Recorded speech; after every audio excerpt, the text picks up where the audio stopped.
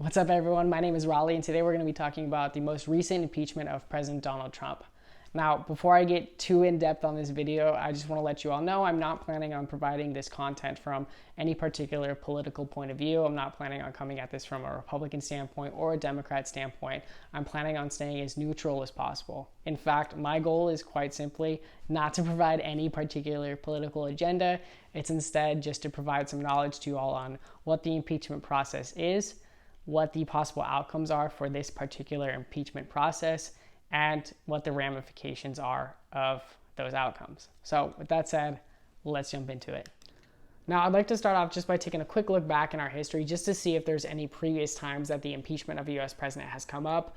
I found it's good to have some historical context with situations like this, especially with like stuff involving government. It tends to repeat itself, right? They always look back at historical cases. So even if we don't, use this information in any way, shape, or form, it's just good context to have.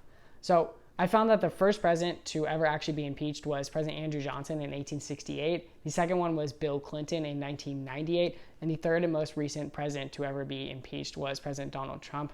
So 3 different individuals have been impeached, and Donald Trump was actually impeached twice. So he was impeached earlier in his term, and he is now being impeached a second time. So he's the first president to be impeached twice. So in total, there have been 4 impeachments spanning 3 different individuals. And I think it's important to point out that while all 3 of these individuals have been impeached, none of them have actually been convicted or charged of anything. So very much similar to how you could accuse me of stealing a cookie or eating the last slice of pizza or whatever it might be. Unless you could prove the fact that I didn't do that, or I did in fact do that, nothing will come out of it, right? I will be able just to go on my merry way and continue to eat pizza or whatever it is that I do. So again, these presidents were all impeached, but none of them were convicted. Nothing came out of it. One thing I want to point out, you probably think I might be missing someone there, right? Didn't Nixon do some shady stuff? Wasn't he like kicked out of office or something? And yes, he did leave office, but he actually resigned and hung up his coat and walked out of the office before he could go or undergo the impeachment process. So he was never actually impeached. He resigned.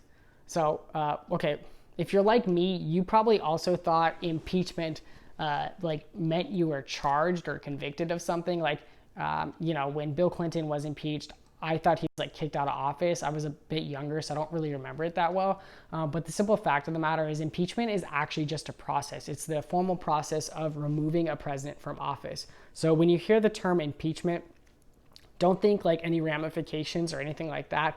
Just think of it as the process of removing a president from office. So when you take a step back and look at the impeachment process from just a process standpoint, it's actually surprisingly straightforward. I was shocked. So impeachment can only begin in the House of Representatives, and anyone in the House of Representatives can kick off the process. So anyone in the House of Representatives can stand up and say, I think the president should be removed from office, and here is why. At which point, if the Speaker of the House, think of that person as like the leader of the House of Representatives, agrees with that person, they would then draft up the articles of impeachment, which think of those as like a fancy term to describe the reasons why they think the president should be removed from office. And once that is drafted up, it is then brought to the House floor for everyone in the House of Representatives to vote on. If more than 50% of people agree with the articles of impeachment, then that is simply passed on to the Senate. So 50% of people have to agree with it, or 50% or more, right? A simple majority agree with it, then it's passed on to the Senate. Once it's in the Senate's hands, they're actually the ones who conduct the trial to determine if the articles are in fact true. So they're the ones who determine if the president should be found guilty or innocent of these charges, basically, right? And once they conduct their trial, ultimately there needs to be a 2/3 vote of the Senate. So everyone involved in the Senate, which is about 100 members, 67 of them would need to say, yes, the president is guilty in order to find the president guilty. If less than 60% of them find him guilty or vote guilty, then the president is simply acquitted. Nothing happens. His life continues on, right? So again, no president has ever been found guilty.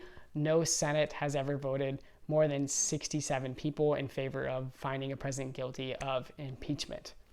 So the impeachment process is very straightforward, right? Like in a nutshell, essentially the House of Representatives accuses the president of a crime, and then it gets passed on to the Senate where there's a trial and they come up with a verdict of guilty or not guilty. So now let's start sailing down some uncharted waters here, right? Like we've already talked about what happens if the president is found not guilty, right? That's occurred 3 previous times in the past. But what happens if the president is found guilty? So if the president is found guilty, we can refer to the Constitution here. So we do have obviously a document that outlines this process. And in the Constitution, it ultimately says that the president removes the retirement benefits, which I've left up here. And in addition to that, the president is immediately removed from office and not allowed to ever hold office in the future. So that is ultimately it. The president isn't put in jail. He's not fined in any way, shape, or form. He is just removed from office and loses his retirement benefits. Now, that doesn't mean the president can't be tried in other trials and found guilty and charged with other crimes or anything like that. It just purely means during this impeachment process, the worst thing that can happen to a president when he's found guilty is he's removed from office, can't hold office again, and doesn't receive his retirement benefits. Okay, at this point, you're probably like, wait, Raleigh, like, hold your horses. So if the only thing that can come out of this impeachment process is the president is removed from office if he's found guilty, then what is the point like this late in the game, right? Like Biden's set to be president in just a few days. So what is the point, Raleigh? And again, I'm trying to provide my non-political opinion on this and not, give you that in any way, shape, or form. So here we go. The first one is purely symbolic, right? As President Trump, you probably don't want to be known as the first person ever found guilty during the impeachment process. That's not a resume builder, right? The second one has to do with what we referred to a little bit earlier, which is the fact that Trump would not be able to run for political office ever again, right? And actually, this doesn't require a 2/3 majority vote in the Senate. It actually only requires a simple majority. So if more than 51 people say Trump is guilty of the crimes outlined in the articles of impeachment, then Trump will not be able to run for president in 2024, which is what he's been hinting at lately, that he wants to run for president again, right? He's been hinting at that at the tail end of this current term. And last but not least, you might think that the president will lose those retirement benefits that I outlined above, but actually because he's completing his term, he's going to hold on to those retirement benefits. He's still going to receive those, even if he's found guilty of the impeachment charges. So now that we've gone over impeachment and what the results would be of a guilty or an innocent verdict, I ultimately want to step away really fast and just provide you my personal thoughts. And again, these aren't thoughts from a Democrat or Republican standpoint. It's just my thoughts on how government could be run more efficiently in this particular scenario. So I personally believe that the government should push the trial out a little bit and delay it. And here's my reasoning as to why. So before everything with the impeachment occurred, the government had enough on its plate, right? It was dealing with coronavirus. It was trying to figure out how to provide stimulus checks to everyone. And then ultimately now it's dealing with the result of the event at Capitol Hill, right? So personally, I think that instead they should focus on what they had on their plate previously, which is helping out the people, flattening the curve of coronavirus, right? That way businesses can open back up, people can get on with their lives. We can stop worrying about our family members who are elderly or have, pre-existing conditions.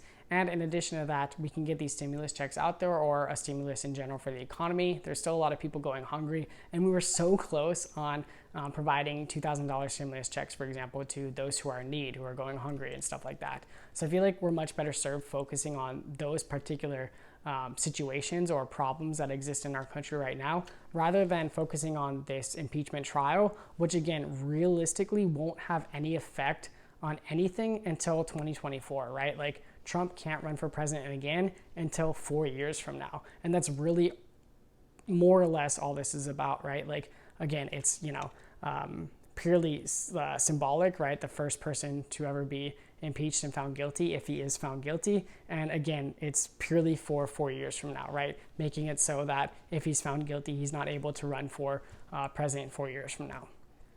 But hey, what do I know? I'm just some guy on YouTube who made a video. So if you have other thoughts or anything like that, please leave a comment in the comment section down below. That's really what this channel is all about, is having some quality discussions and sharing knowledge with one another. So with that said, if you guys liked this video, please give it a like. If you really like this video, go ahead and give our channel a subscribe. I plan on releasing more videos like this that discuss a wide variety of topics, and hopefully, once again, we can share some knowledge with each other. So with that said, take it easy, y'all. Have a wonderful rest of your day or night or whatever it might be. I'll see you guys next time.